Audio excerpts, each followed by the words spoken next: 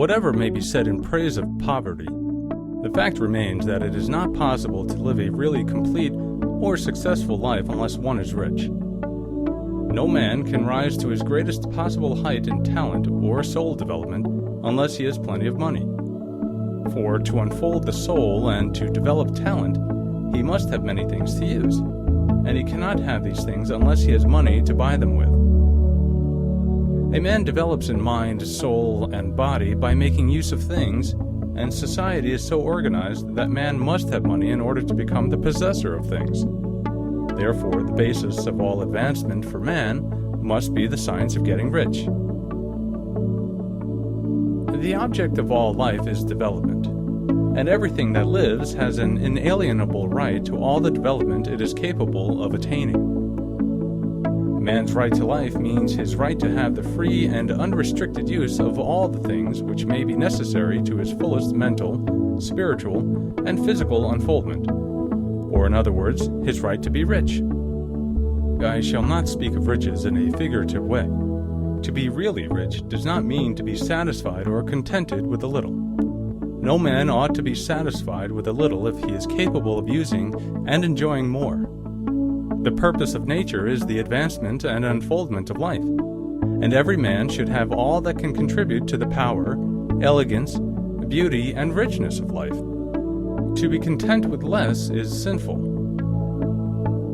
The man who owns all he wants for the living of all the life he is capable of living is rich, and no man who has not plenty of money can have all he wants.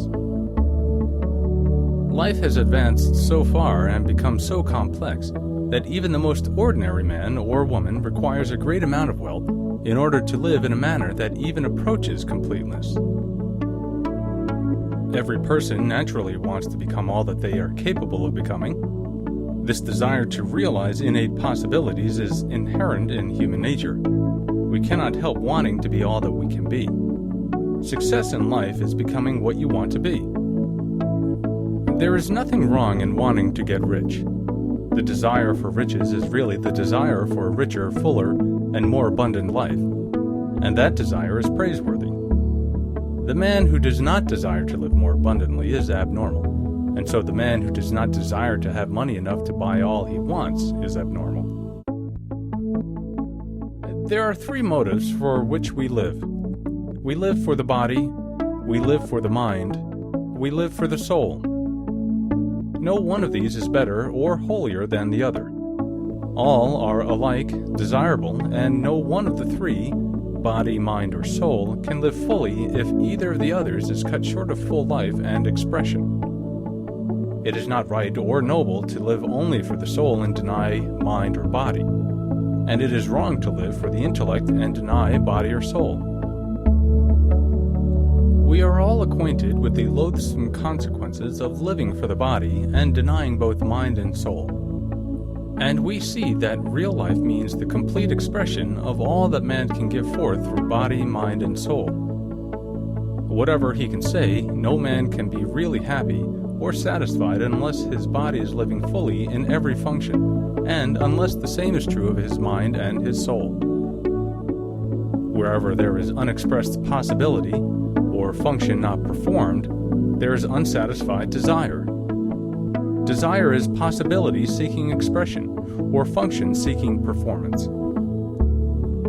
A man's highest happiness is found in the bestowal of benefits on those he loves. Love finds its most natural and spontaneous expression in giving. The man who has nothing to give cannot fill his place as a husband or father, as a citizen, or as a man. It is in the use of material things that a man finds full life for his body, develops his mind, and unfolds his soul. It is therefore of supreme importance to him that he should be rich. It is perfectly right that you should desire to be rich. If you are a normal man or woman, you cannot help doing so. It is perfectly right that you should give your best attention to the science of getting rich, for it is the noblest and most necessary of all studies. If you neglect this study, you are derelict in your duty to yourself, to God, and humanity. For you can render to God and humanity no greater service than to make the most of yourself.